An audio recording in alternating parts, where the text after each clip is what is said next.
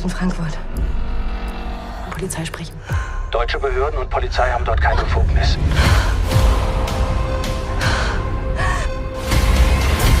दोस्तों, एक्सटेरिटोरियल एक special force की सोल्जर की कहानी है जो कि न्यूली रिलीज फिल्म है। फिल्म की शुरुआत सारा से होती है जो पार्क में अपने बेटे के साथ खेल रही थी और तभी वहां से एक हेलीकॉप्टर गुजरना है जिसकी आवाज उसे परेशान कर देती है। हेलीकॉप्टर को देखते हुए पुरानी यादों में वो खो जाती है। वो एक आर्मी ऑफिसर थी और एक मिशन में उसके बहुत साथी मारे गए थे जिसका दुख और सदमा आज भी उसे था और इसी वजह से उसकी दिमागी हालत भी खराब हो गई थी और उसने रिटायरमेंट भी ले ली थी। उसकी खौफनाक यादों के दौरान एक आदमी जो कि अपनी फैमिली के साथ खेल रहा था वो उससे टकरा जाता है और वो उसे किसी दुश्मन की तरह पलटते हुए इतना मारती है कि उसकी नाक तक टूटकर खून गिरने लग जाता है। और जब उसे होश आता है कि मैंने ये गलत कर दिया, फिर उसने माफी भी मांगी और वो अपने बेटे को लेकर घर चली गई। कुछ साल इस दिन को गुजर जाते हैं और दिखाया जाता है कि सारा का बेटा अब बड़ा हो चुका है और उसे लेकर अमेरिकन एम्बेसी में जाती है। इसी टाइम सारा को एक जर्नलिस्ट का मैसेज मिलता है जिसमें वो बता रहा था कि सारा के आखिरी मिशन के बारे में उसके पास कुछ खास इन्फॉर्मेशन है जिसकी मदद से ये लोग पता चला सकते हैं कि आखिर उस दिन दुश्मनों ने उनके ऊपर हमला किया कैसे था। जर्नलिस्ट ने एक वीडियो भी सेंड की हुई थी जिसे सारा देखने लग गई। वहीं पर काफी देर से लोग एम्बेसी में अपनी बारी का इंतजार कर रहे थे और सारा का बेटा बहुत ज्यादा बोर हो गया, इसीलिए सारा उसे प्लेइंग रूम में छोड़ आती है। सारा बाहर निकलती है तो उसकी नजर दो लड़कों पर पड़ती है जो रिस्ट्रिक्टेड एरिया का दरवाजा खोले खड़े थे। हालांकि यहां पर किसी को आने जाने की इजाजत नहीं थी, पर यह लड़का एक दूसरे लड़के को बैग देकर यहां से बाहर भेज देता है और सारा इन्हें शक की नजरों से देखने के बाद भी इग्नोर कर देती है। वो अपने बेटे को लेने के लिए प्लेइंग रूम में जब जाती है तो ये देखकर उसके होश उड़ जाते हैं कि उसका बेटा तो वहां था ही नहीं। उसने हर जगह, हर रूम, हर ऑफिस में अपने बेटे को देखा, लेकिन उसका बेटा अब उसे मिल नहीं रहा था। वो गुम हो चुका था। वो यहाँ के रीजनल सिक्योरिटी ऑफिसर एरिक से मिलती है और उससे वही रिस्ट्रिक्टेड दरवाजा खोलने की रिक्वेस्ट करती है, ये बताते हुए कि दो बंदों ने इस दरवाजे को खोला था। हो सकता है कि मेरा बेटा भी वहां चला गया हो। एरिक ने अपने सारे स्टाफ को, सभी गार्ड्स को उस बच्चे को ढूंढने में लगा दिया पूरी एम्बेसी के अंदर, पर यह दरवाजा नहीं खोला और बताया कि ये दरवाजा खोलना तो अलाउड ही नहीं है। वो अभी यही बात उसे समझा ही रहा था कि उसी टाइम सार्जेंट यहां आके कुछ कहते हैं और उसे लेकर ऑफिस में चला जाता है जहां सारा को बताया जाता है कि वो इस एम्बेसी में अकेली आई थी। उसका बेटा तो उसके साथ था ही नहीं, ना ही एंट्री में उसके बेटे का नाम था। यहां तक कि सीसीटीवी कैमरा में भी वो अकेली ही नजर आ रही थी। देखकर सारा गुस्से से लाल पीली हो गई। सारा को अच्छी तरह याद था कि वो अपने बेटे को यहां लेकर आई थी। वो जर्मन पुलिस को कॉल करने की रिक्वेस्ट करती है। एरिक सारा को फोन मिलाकर दे देता है। सारा उन्हें अपने बच्चे की कंप्लेंट करती है, लेकिन जर्मन पुलिस उसे ये बताती है कि वो एम्बेसी अमेरिका का इलाका है और हम वहां कुछ भी नहीं कर सकते। पुलिस वाले सारा की बस इतनी मदद कर सकते थे कि वो अपने दो पुलिस ऑफिसर वहां भेज रहे थे जो सेहरा को उस एम्बेसी से निकाल सकते थे।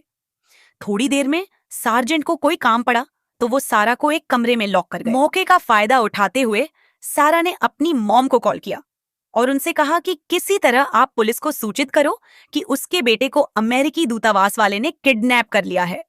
ये सुनकर उसकी माँ उसको बोलती है कि सारा, क्या तुमने अपनी दवा लेना बंद कर दिया है? सारा गुस्सा हो जाती है और कॉल डिस्कनेक्ट कर देती है। दरअसल सारा को भ्रम बीमारी थी, उसको अतीत के कुछ विजन दिखते थे। अब उसको कुछ भी समझ नहीं आ रहा था। उसको ऑफिस से बाहर निकलना था। कुछ देर बाद उसको एक पिन मिल जाती है और उसकी मदद से वो लॉक को ओपन कर देती है और अपने बेटे को देखने फिर से प्लेइंग रूम में जाती है जहां पर उसे अपने बेटे की एक टॉय कार मिल जाती है।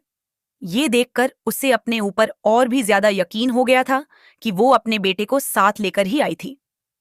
अब वो अपने रास्ते में आने वाली सारी सीसीटीवी कैमरा को तोड़ते हुए यहाँ के हर कमरे में चेक करने लग जाती है।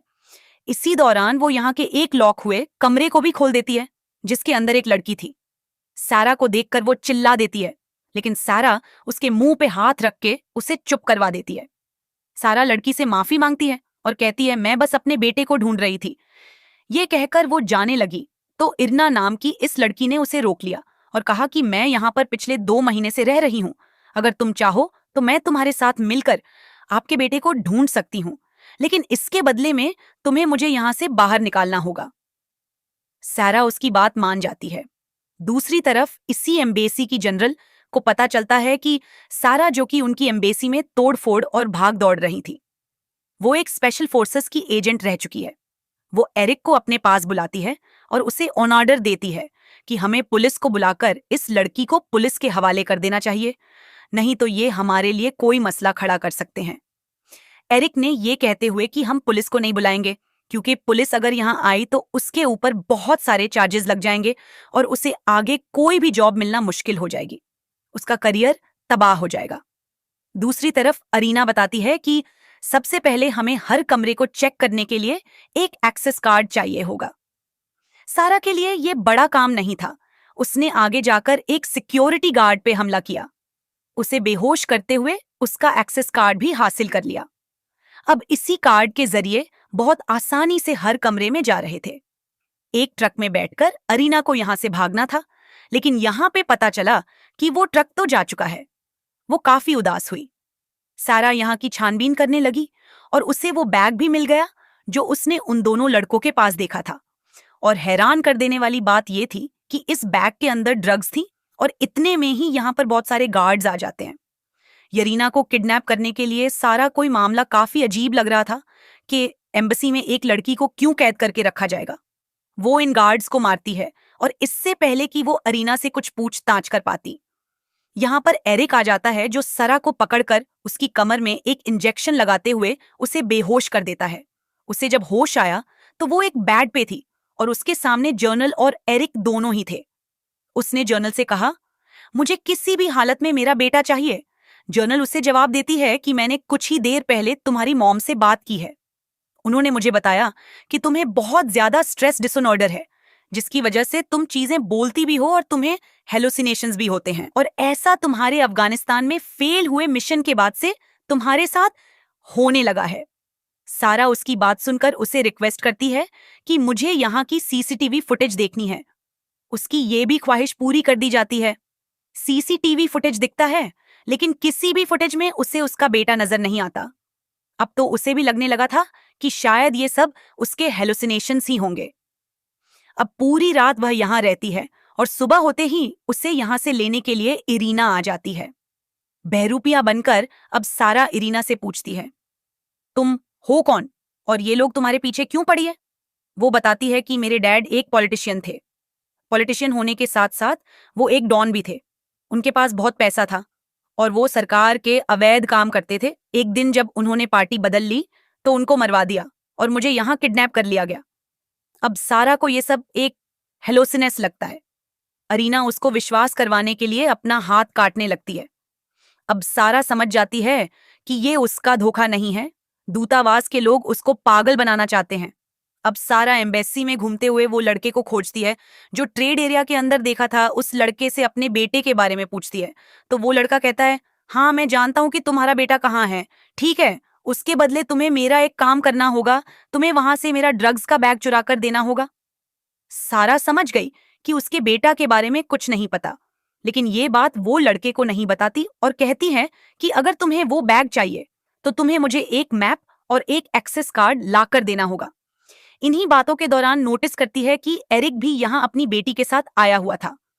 एडना भी यहां जब उसके पास आई तो ये दोनों मिलकर एरिक के टेबल के पास गए और उन्होंने ये देखा कि एरिक की बेटी अपना एक खिलौना यहीं पर भूल गई थी, जिसे इन दोनों ने उठा लिया। आधे घंटे बाद इन दोनों को वो लड़का जेंट्स वॉशरूम में बुलाता है। वहां पर वो एक्सेस कार्ड और इस जगह का मैप ले गया आया था। जीस को देखते हुए ये लोग सार्जन के ऑफिस में पहुंच जाते हैं। ये लोग सार्जन के कंप्यूटर को चेक करने लगते हैं और वहां उसे सारा नाम की एक फाइल मिलती है, जिसे खोलने पर उसे पता चलता है एक एक चीज इन्हें सारा के बारे में पता थी, वो भी अभी से नहीं बल्कि काफी पहले से।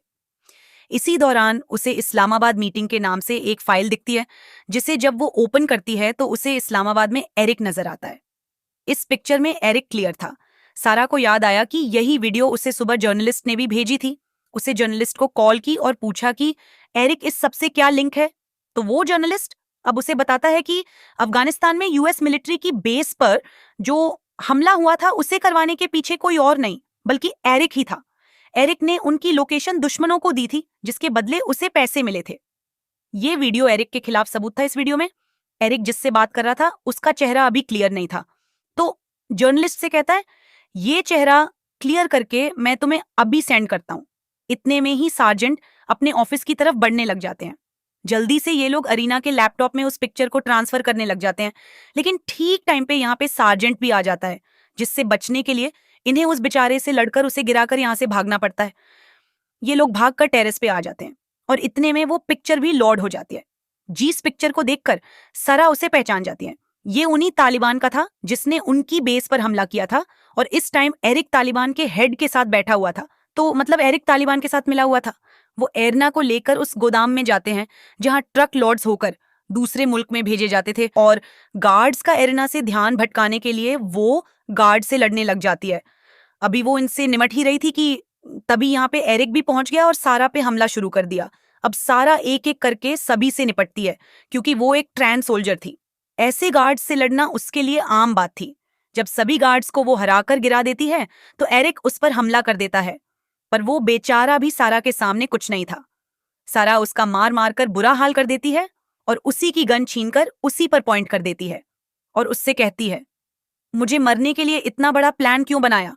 तुम कुछ भी करवा सकते थे। सड़क पर मेरा एक्सीडेंट करवा सकते थे, मेरा मर्डर करवा सकते थे। तुम्हारा मकसद तो सिर्फ मुझे खत्म करना था ना?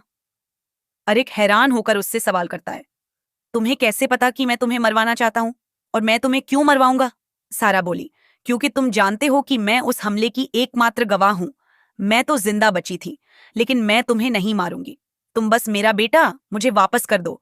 वो कहता है कि तुमने मुझे मारा तो समझो तुम्हारा बेटा फिर नहीं देख पाओगी। अब सारा वहां से चली जाती है और सोचती है कि उसको कुछ और करना होगा। इसके बाद वह एरिक की बेटी को खोजती है और उसको उसका खिलौना वापस करके अपने साथ एक कमरे में ले आती है। उसने एरिक की बेटी को किडनैप कर लिया था। इस चीज की खबर जनरल और एरिक के बाकी लोग को भी हो जाती है। सभी लोग इस सेफ हाउस के सामने आ गए और सभी ने सारा से उस बच्ची को छोड़ देने को कहा, लेकिन सारा उसे छोड़ने के लिए तैयार नहीं थी।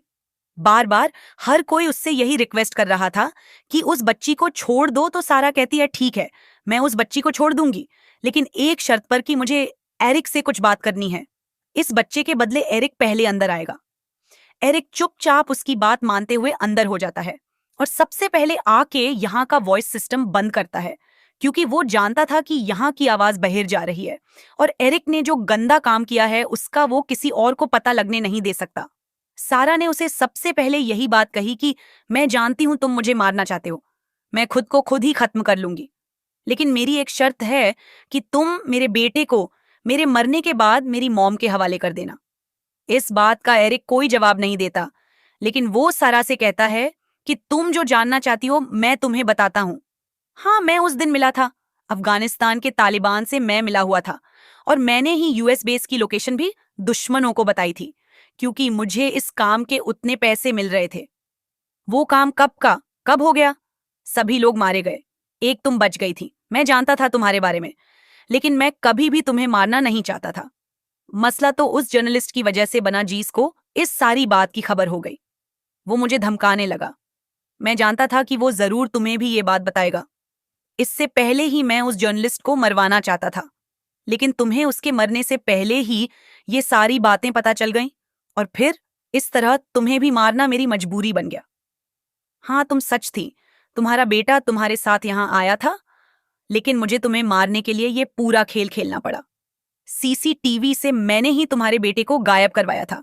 ये सारी बातें करने के बाद वो अपनी गन से पहले सारा को शूट कर देता है और फिर खुद ही अपने टांग में गोली मारकर सारा के हाथ में एक गन पकड़ा देता है और फौरन सेफ हाउस से इस तरह एक्टिंग करते हुए बाहर आता है जैसे सारा ने पहले उसके ऊपर हमला किया और फिर अपने आप के बचाव में उसने सारा को गोली मार दी। सारा इस टाइम मरी नहीं थी, लेकिन वो बुरी तरह जख्मी जरूर थी। एरिक ये सब तो भूल ही गया था कि सारा भी कोई आम इंसान नहीं थी, वो एक सोल्जर थी।